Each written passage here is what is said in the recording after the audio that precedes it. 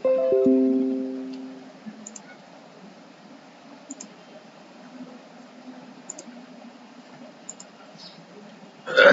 আমরা class start করছি। আমাদের এই পেজটা দেওয়া ছিল, আশা করি বাড়িতে সবাই করেছো।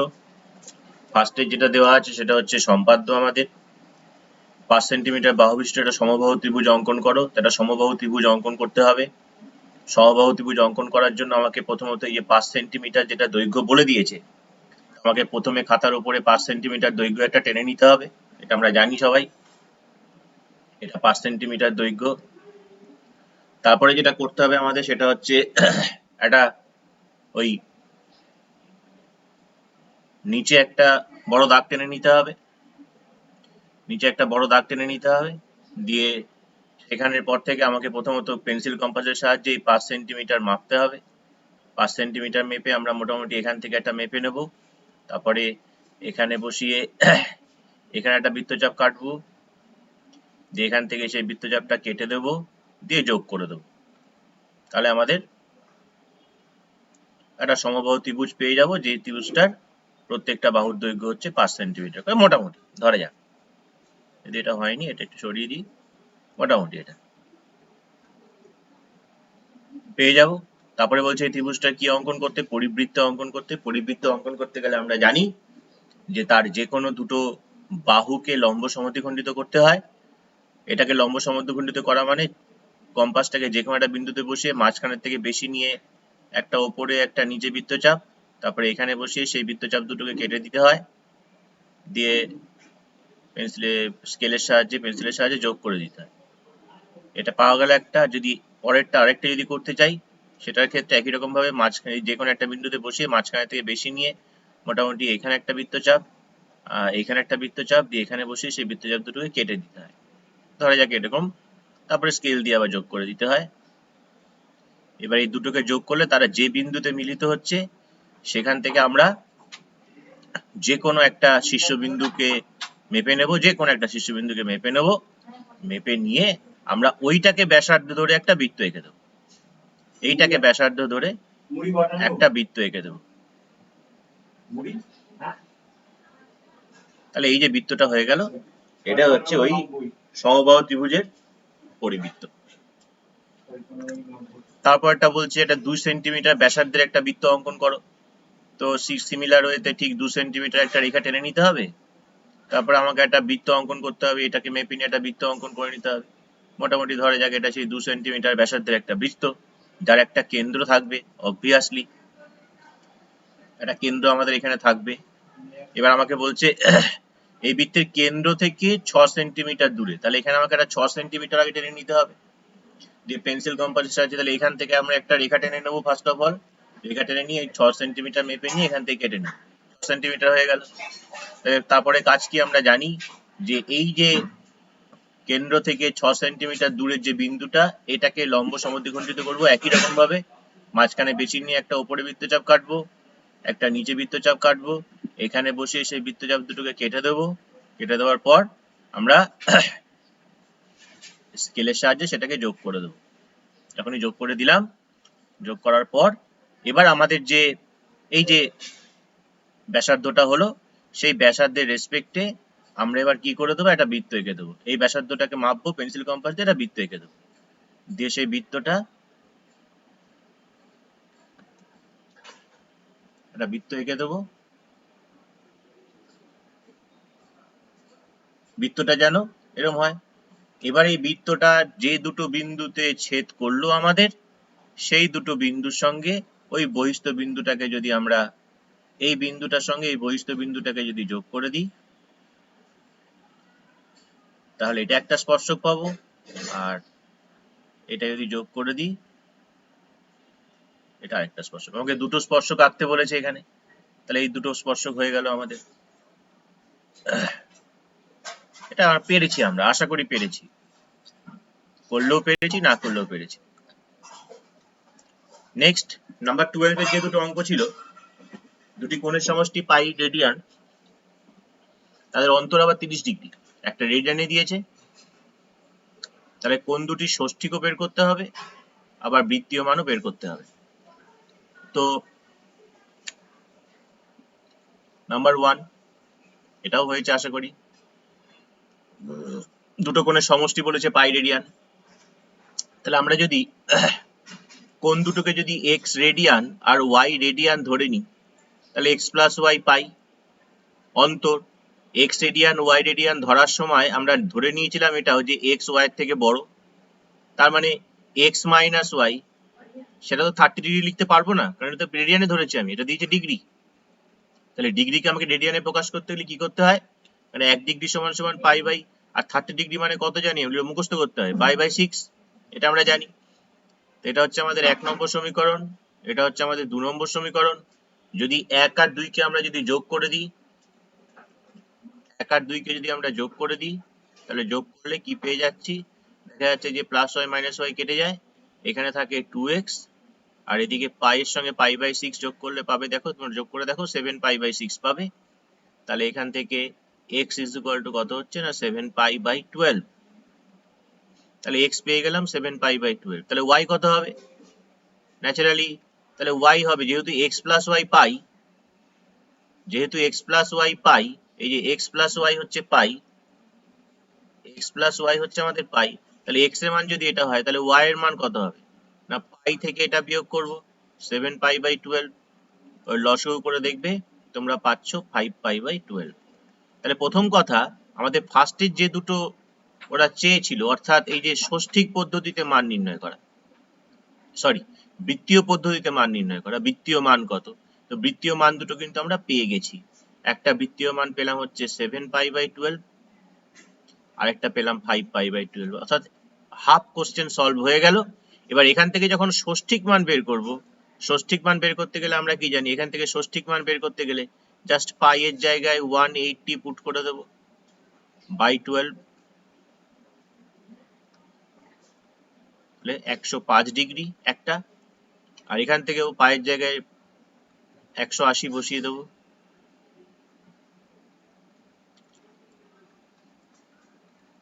75 ডিগ্রি। তাহলে এই পেয়ে গেলাম ষষ্ঠিক মান, তাহলে বৃত্তীয় মানও পেয়ে গেলাম, ষষ্ঠিক মানও পেয়ে গেলাম।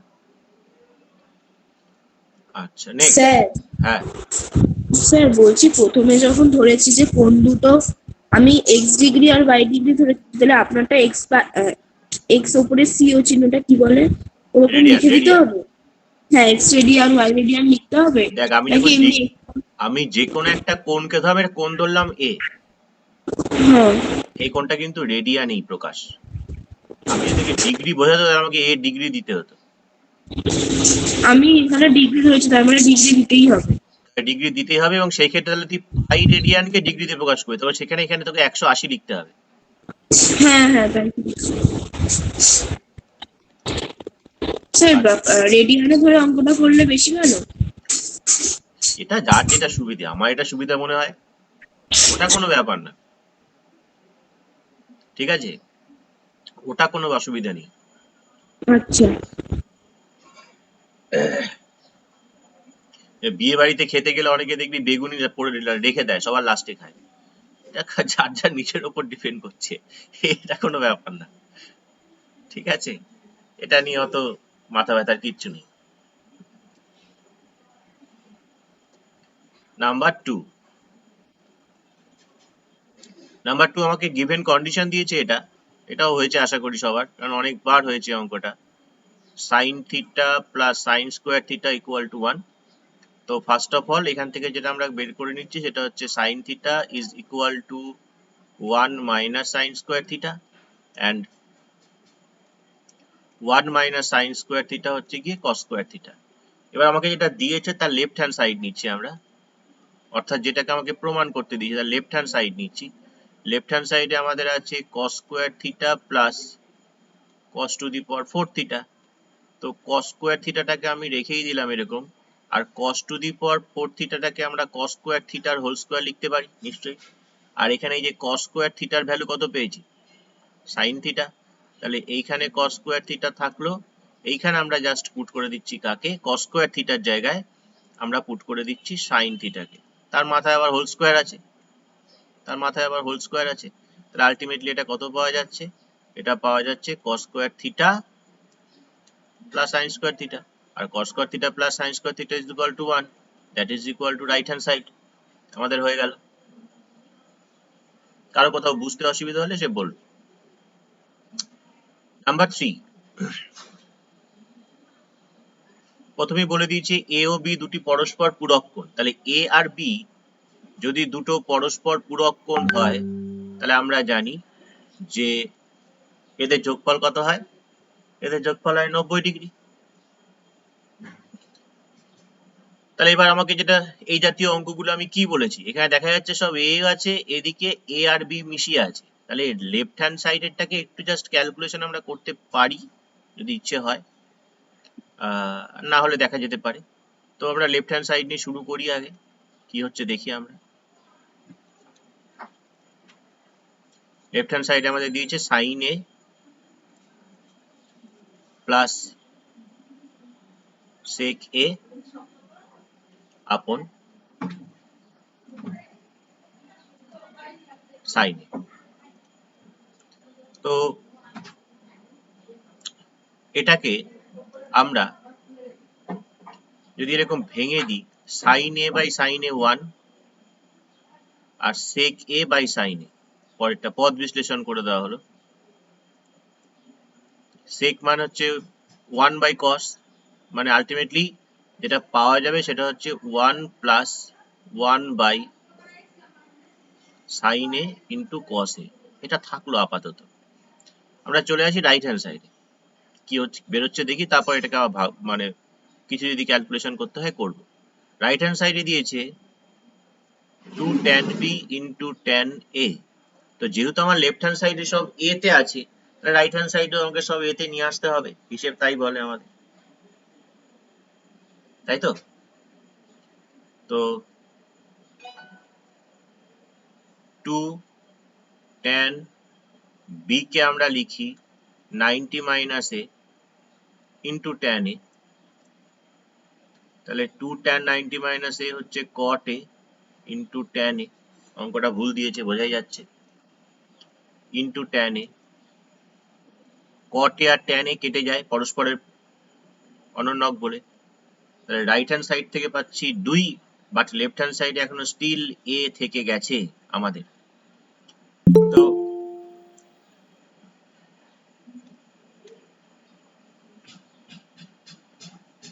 আমাদের এখানে স্টিল থেকে গেছে a। তো এই অঙ্কটা তার মানে এটা হওয়া উচিত যে এটা 1 হওয়া উচিত। cos a কে আমরা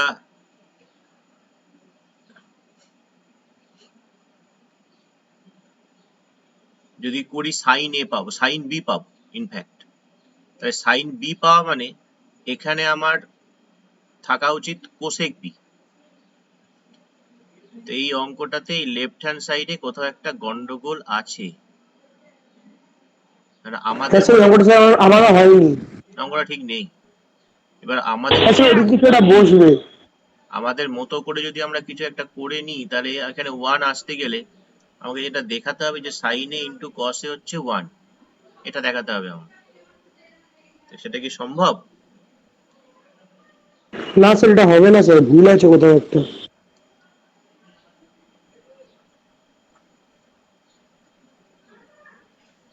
তো এই অঙ্ক ঠিক নেই।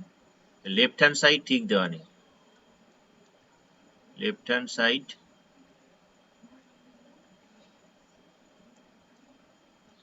ঠিক দেওয়া নেই। এখানে একটা কোথাও একটা বি হবে, সেটা কোনটা হবে আমি সেটাই ঠিক করতে পারছি না। যদি সেক বি এটা লিখি, সেক বি মানে কস বি মানে সাইন এ, সেক বি যদি লিখি সেক বি মানে সেক এ।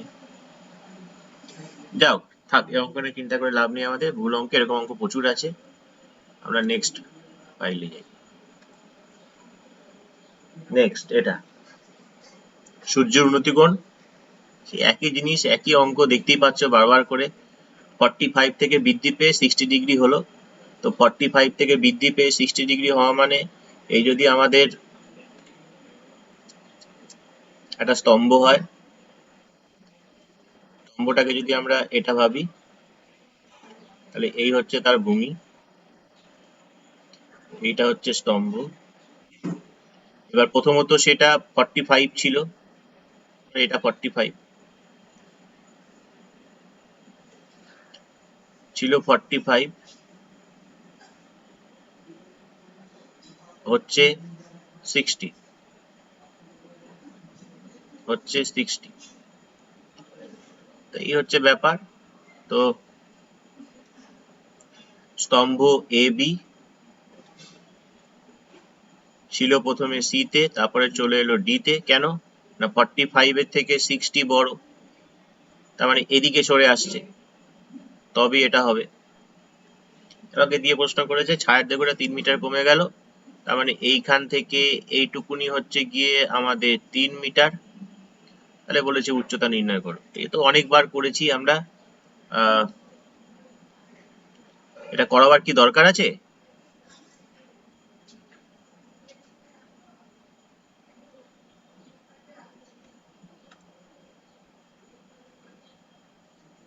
অঙ্কুর, সায়ন, সৃজা, না স্যার। না স্যার।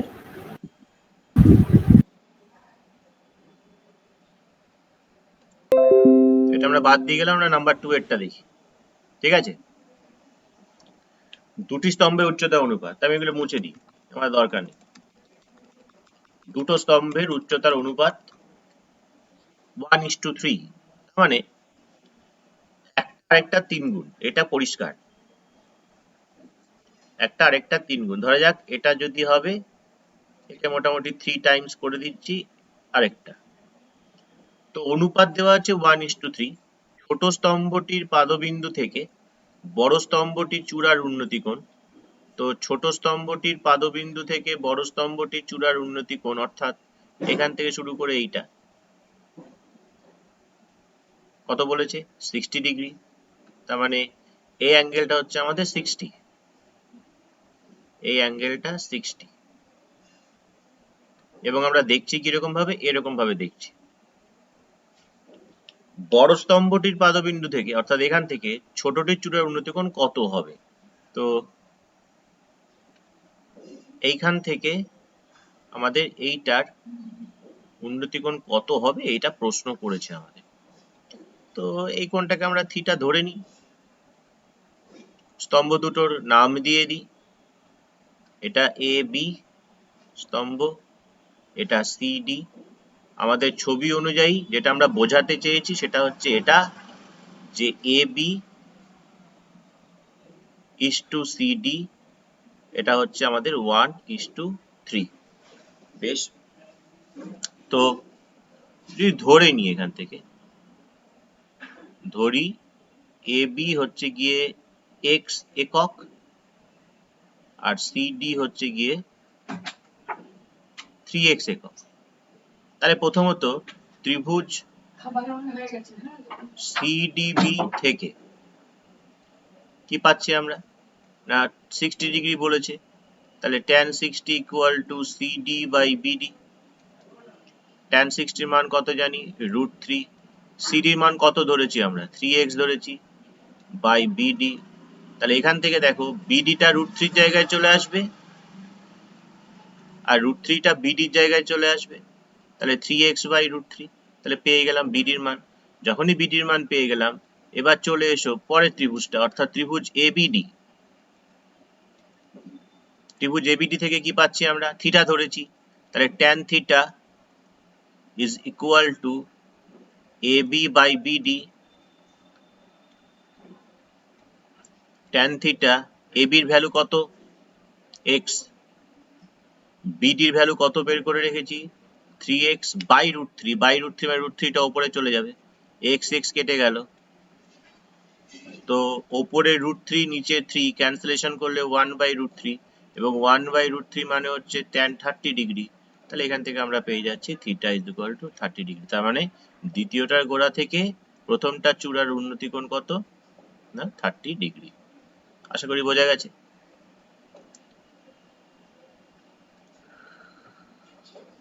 আচ্ছা, এরপরে কি দেওয়া আছে দেখি। এরপর আমাদের দেওয়া আছে পরিমিতি।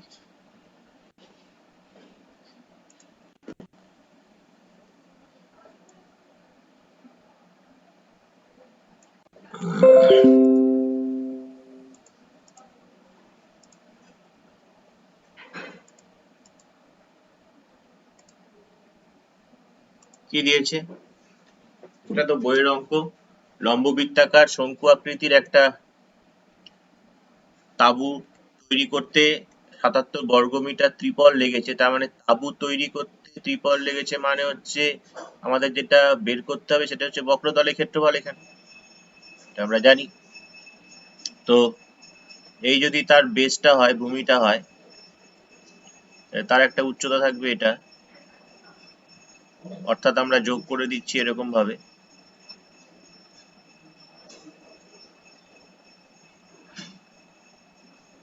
তাহলে এই হচ্ছে আমাদের সেই শঙ্কু, যে শঙ্কুটা ত্রিপল। তা ত্রিপল মানে হচ্ছে সাইডটা, অর্থাৎ লাল দিয়ে যেটা আসবে সেটা। তাহলে তির্যক উচ্চতা দিয়েছে 7 মিটার, তির্যক উচ্চতাটাও বলে দিয়েছে 7 মিটার। তাহলে ভূমিতলের ক্ষেত্রফল, যেটা ভূমিতলের ক্ষেত্রফল বের করতে গেলে ভূমিতলের ব্যাসার্ধ দরকার, তো সেটা আমরা ধরে নিই 8 মিটার। উচ্চতা যেহেতু দেওয়া নেই, h মিটার থাক, লাগলে কাজে লাগাবো, নাহলে কাজে লাগাবো না। শুধু তাঁবু তৈরি করতে ৭৭ বর্গমিটার ত্রিপল লেগেছে। তাঁবু তৈরি করা মানে হচ্ছে এটা আমরা জানি যে পাই আর এল, পার্শ্বতলের ক্ষেত্রফল, দ্যাট ইজ ইকুয়াল টু 77। পাই মানে 22/7 ইন্টু আর, এল মানে 7 ইজ ইকুয়াল টু 77, 7 গেল, তাহলে আর ইজ ইকুয়াল টু 77/22, 11 দিয়ে ক্যান্সেল করলে 7/2। এই অঙ্কটাও করার কোনো দরকার ছিল না আমার। তাহলে ভূমিটার ব্যাসার্ধ পেয়ে গেলাম। ভূমির ক্ষেত্রফল বলতে আমার কোন জায়গাটা বোঝাচ্ছে? ভূমির ক্ষেত্রফল বলতে আমার জাস্ট এইটুকুনি জায়গাকে বোঝাচ্ছে, এই জায়গাটাকে বোঝাচ্ছে। এটা হচ্ছে ভূমির ক্ষেত্রফল। তাহলে বৃত্ত একটা, বৃত্তের ব্যাসার্ধ পেয়ে গেছি কত? 7/2। তাহলে ভূমির ক্ষেত্রফল কত হবে? পাই আর স্কোয়ার, পাই 7/2 স্কোয়ার, এত বর্গমিটার। যা হয় তাই উত্তর, নাম্বার 1।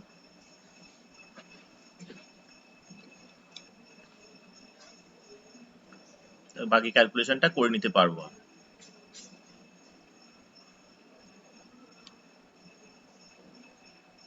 স্যার 38.5। যা হবে হবে। আমি আর করছি না, এটা ইজ ইকুয়াল টু কত হবে বের করে নেবো। তারপরটা বলেছে 2.1 মিটার দীর্ঘ, 1.5 মিটার প্রশস্ত একটা আয়তঘনকার চৌবাচ্চার অর্ধেক জলপূর্ণ আছে। ওই চৌবাচ্চায় আরো 630 লিটার জল ঢাললে জলের গভীরতা কতটা বৃদ্ধি পাবে? এটাও আমরা করেছি আগে। তো ছবিটা আমরা আঁকছি না, কনসেপশন আমাদের কাছে মোটামুটি জানা আছে। কনসেপশন হচ্ছে এটাই যে কোনো একটা চৌবাচ্চাতে যতটা আমি জল ঢালবো, আমার যে জলটা উঠবে, উত্থিত যে জলটা, অর্থাৎ যে জলটা উঠবে, যেহেতু এটা আয়ত ঘনকার চৌবাচ্চা আছে, সুতরাং যে জলটা উঠবে সেটাও আয়ত ঘনকারই হবে। তার দৈর্ঘ্য জানি, তার প্রস্থ জানি, এবং ধরে নি সেটা x মিটার উঠবে জলতলটা, এটা ধরে নেওয়া হলো। তাহলে কতটা জলতল উঠছে আমাদের? না, দৈর্ঘ্য ইন্টু প্রস্থ ইন্টু উচ্চতা, এত ঘন মিটার। কিন্তু লক্ষ্য করতে হবে এখানে লিটারে ঢেলেছে, তাহলে ঘন মিটারকে আমাকে আনতে হবে ঘন ডেসিমিটারে। ঘনমিটারকে ঘন ডেসিমিটারে আনতে গেলে কি করতে হয়? মিটারকে ডেসিমিটার আনতে গেলে 10 দিয়ে গুণ করতে হয়। তাহলে ঘন মিটারকে ঘন ডেসিমিটার 10 এর কিউব, যেহেতু ঘন, তাতে এত ঘন ডেসিমিটার। এত ঘন ডেসিমিটার মানেই হচ্ছে এত litre. 2.1 into 1.5 into x into 1000, এত লিটার। তাহলে এইটা অ্যাকর্ডিং টু কোশ্চেন, যে জলটা আমাদের উঠবে সেই জলটাই তো ঢালা হবে। তাহলে 2.1 into 1.5 into x into 1000 is equal two 630। তাহলে এখান থেকে আমরা এক্স এর ভ্যালু পেয়ে যাব অনায়াসেই। এক্স ইকুয়াল টু কত? না, এক্স ইকুয়াল টু হচ্ছে গিয়ে,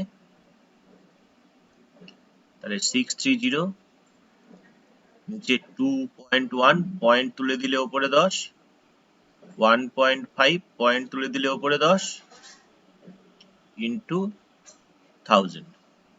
একটা, দুটো, একটা, দুটো, একটা, একটা, 21 দিয়ে 3, 3 দিয়ে 5, 1/5 মানে হচ্ছে 0.2। এক্সটা কি ধরেছিলাম? মিটার।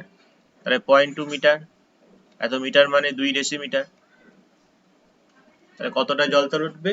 2 ডেসিমিটার জলতল উপরে উঠবে। হয়ে গেল। নাম্বার 3 অনেকবার করে হবে।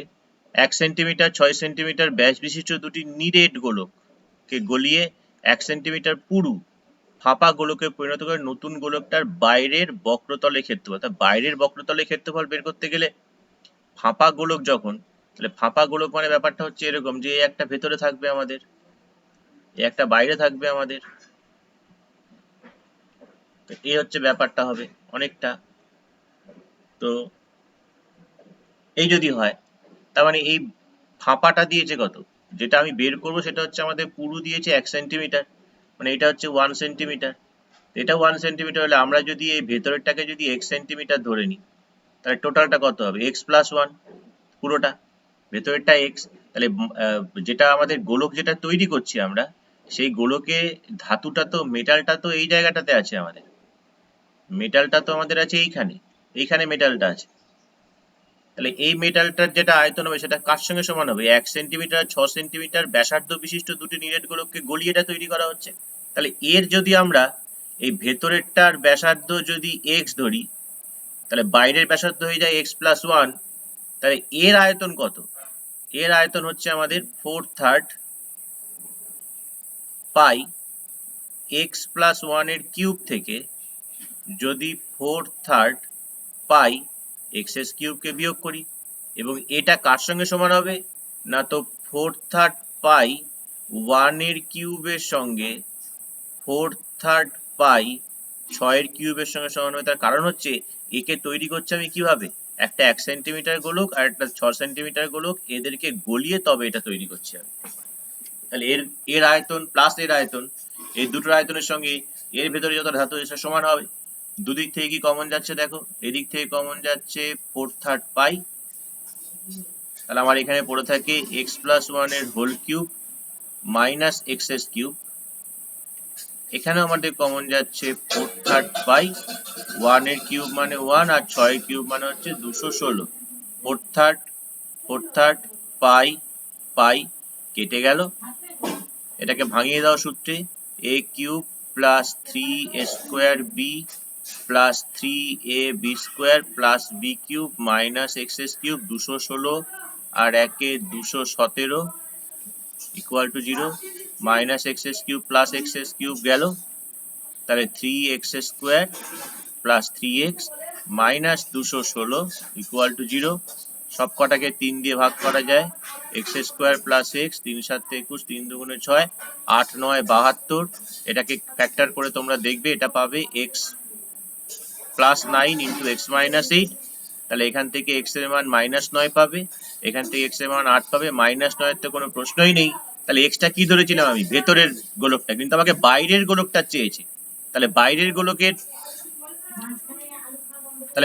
গোলকের ব্যাসার্ধ কত, বাইরের গোলকের ব্যাসার্ধ হয়ে যাচ্ছে আমাদের 8 প্লাস 1 সেন্টিমিটার, 9 সেন্টিমিটার। তার চেয়েছে কি বক্রতলের ক্ষেত্রফল, তো তার বক্রতলের ক্ষেত্রফল আমরা কি জানি, 4 পাই r স্কোয়ার, এত বর্গ সেন্টিমিটার। এটা ক্যালকুলেশন করবে, যা হয় তাই হচ্ছে আমাদের উত্তর হবে, এটা ক্যালকুলেশন করবে যা হয় তাই উত্তর হবে। আশা করি বোঝা গেল। এই পেজটাকে আমরা সেভ করে দিই।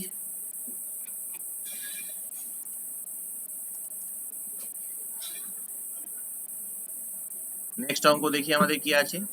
নেক্সট অঙ্ক হচ্ছে এইগুলো 15 অজাইব অঙ্কন করব না, সংখ্যাগুরু মানটাকে একটুখানি দেখি।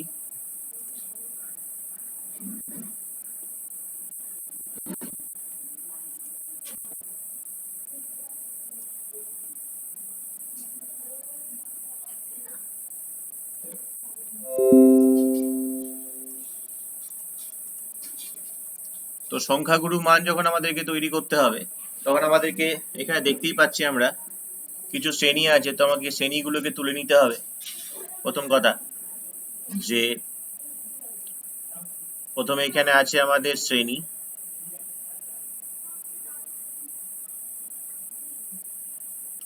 শ্রেণীটা লিখতে গিয়ে দেখতে পাচ্ছি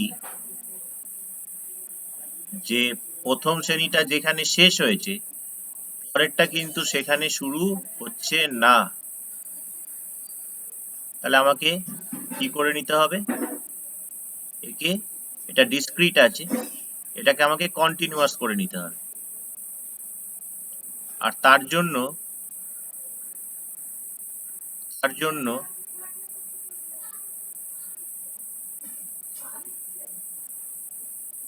আমাদেরকে কিভাবে দেখতে হবে, এখান থেকে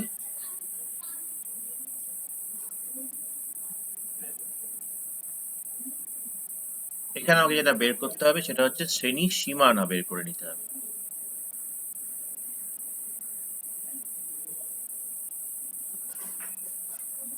তাহলে শ্রেণী সীমা কত হবে, 54 55 মানে 1, 1 কে 2 দিয়ে ভাগ করলে 0.5, তার মানে 45 থেকে 50 হয়ে চলে গেলে 44 টাকা এত, আর এর সঙ্গে 50 অ্যাড হয়ে গেলে এটা, তাহলে এখানে হবে 54.5, 64.5, 64.5, 74.5, 74.5, 84.5, 84.5, 94.5, 94.5, 104.5 শ্রেণী সীমানা হয়ে গেল আমাদের। এবার আমরা যেটা আসছি সেটা হচ্ছে পরিসংখ্যা।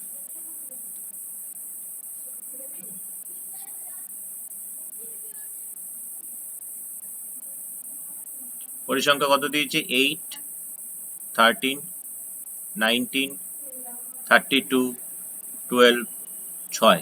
আমাকে বের করতে বলেছে কি, আমাকে বের করতে বলেছে সংখ্যা গুরু মান। তো সংখ্যা গুরু মানের ক্ষেত্রে আমরা জানি যে সংখ্যা গুরু মান বের করতে হয় কি করে, না প্রথমেই যেটা দেখতে হয় যে কোনটায় পরিসংখ্যা সবচেয়ে বেশি আছে।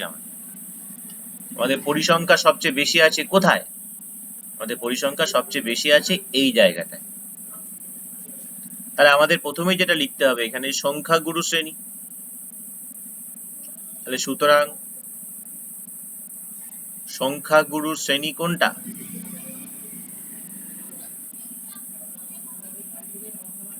সংখ্যাগুরু শ্রেণীটা হচ্ছে আমাদের 74.5 থেকে 84.5, এই গেল আমাদের সংখ্যাগুরু শ্রেণী। তাহলে আমাকে বের করতে বলেছি সংখ্যাগুরু মান। তাহলে সংখ্যাগুরু মানের সূত্রটা কি, L plus F1 minus F0 by 2 F1 minus L F0 plus minus L F1 plus minus F0 F1 minus F0 F1 minus F0 by 2 F1 2F1 minus F0 minus minus F2 F0 minus F2 minus into F2 into H. যেখানে L বলতে কত, এখানে L বলতে 74.5. 74.5, F1 বলতে কত, F1 বলতে যেটা সংখ্যাগুরু 32. শ্রেণী সেটারই, F0 বলতে কত, এবার F2 19. বার করতে হবে,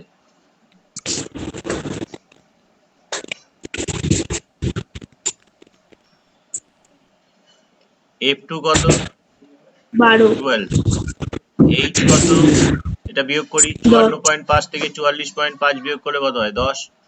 তাহলে মোটামুটি দেখো এখানে আমার যা যা লাগবে আমি সবকটাই পেয়ে গেছি। তাহলে প্রথম কথা এলটা হচ্ছে কি, মধ্যমা শ্রেণীর যেটা নিম্ন সীমা সেটা, অর্থাৎ এল, তাই লেখা হয়েছে দেখো। F1টা কি, যেটা মধ্যমা শ্রেণী, তার যেটা পরিসংখ্যা সেটা হচ্ছে F1, F1 এর আগে কে থাকে, F0, F1 এর পরে কে থাকে, F2, তাহলে F0 F2 ও পেয়ে যাচ্ছি। আর H বলতে ওই মধ্যমা শ্রেণীটার দৈর্ঘ্য, শ্রেণী দৈর্ঘ্য, বা এটাকে বসিয়ে ক্যালকুলেশন করবে তোমরা বাড়িতে, যা হয় তাই উত্তর। এটাকে আমি আর করাচ্ছি না, এটা স্যার এটা অ্যান্সার কি 78.543? স্যার আমার 78.44 প্রায় বেরিয়েছে। 54 আর 44 আলাদা হয়ে গেল কেন?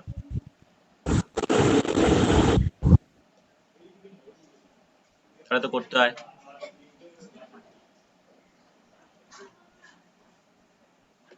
স্যার আমার ভুল হতে পারে। 32 minus 19, 2 into F1 মানে 64 minus F0, F0 19 minus F two 12 into H, H হচ্ছে আমাদের 10। এটা কত হয়? 13 নাকি? নিচে কত হবে? 31, 31 গেলে 33 ইন্টু 10। তো জাস্ট 33 দিয়ে 130 কে ভাগ করো, বাকিটা থাক এখানে।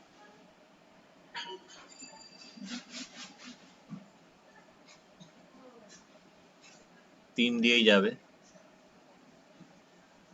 1 হাতে 1 10, 3 দশমিকের জন্য 0।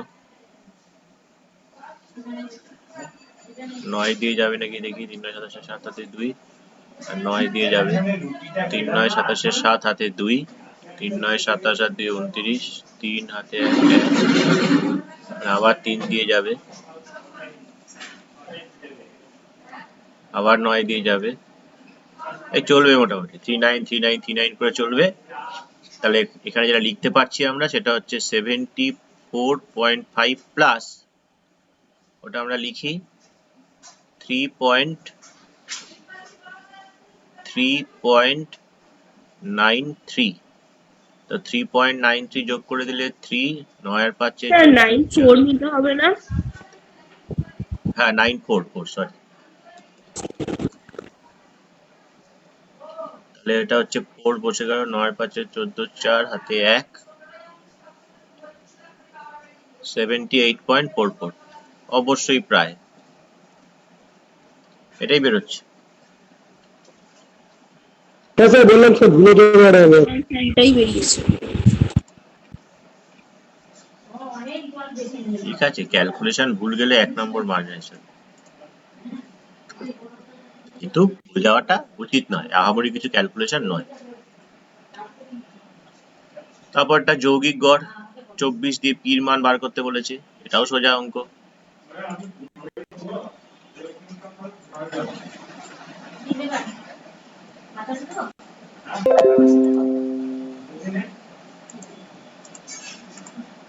তো এটা আমি আর জাস্ট বলে দিচ্ছি, এখানে দেখা যাচ্ছে 10-এর শেষ আবার 10-এই শুরু, তাহলে কোনো অসুবিধা নেই আমাদের।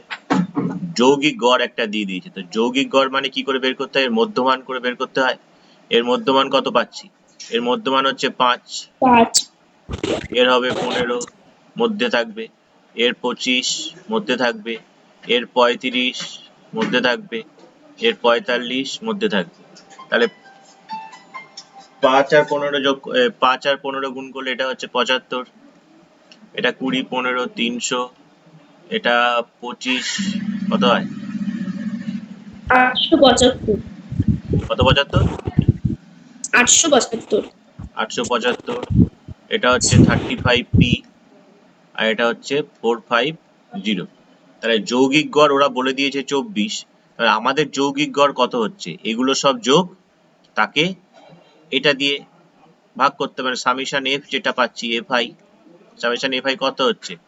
35 আর 15 হচ্ছে 50, 60, 80 প্লাস পি বা পি প্লাস 80, এটা যোগ করলে কত হচ্ছে?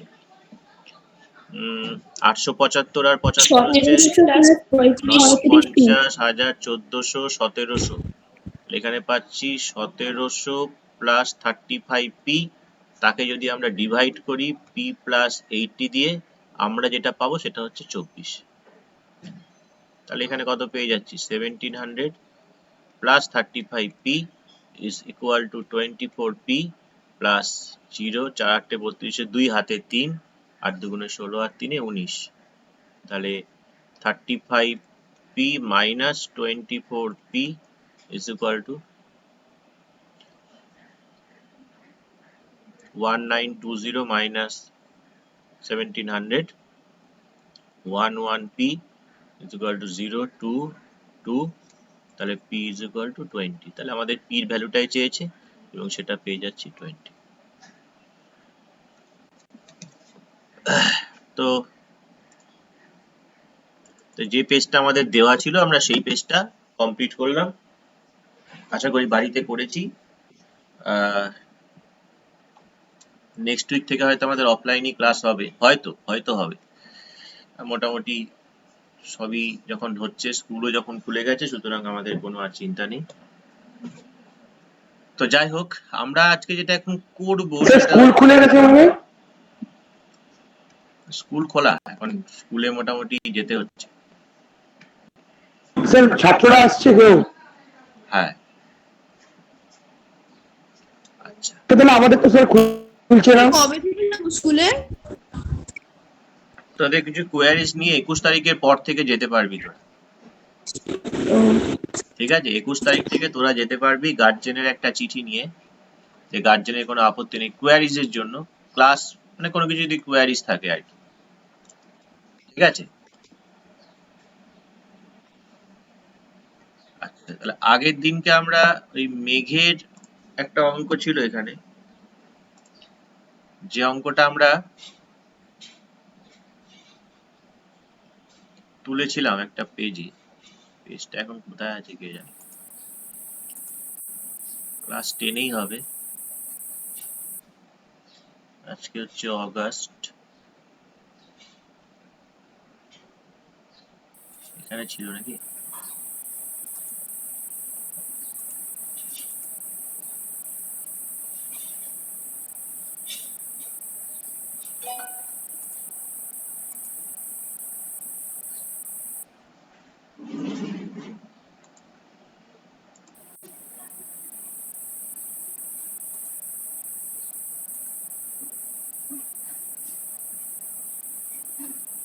এটা তার আগের দিনকার ছিল না? 31 তারিখের আগে কবে ক্লাস করেছিলাম আবার? 29।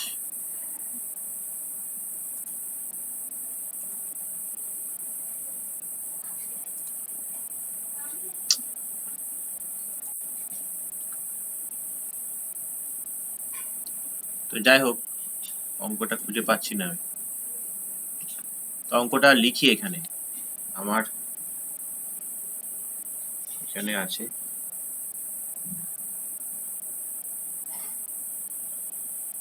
উম,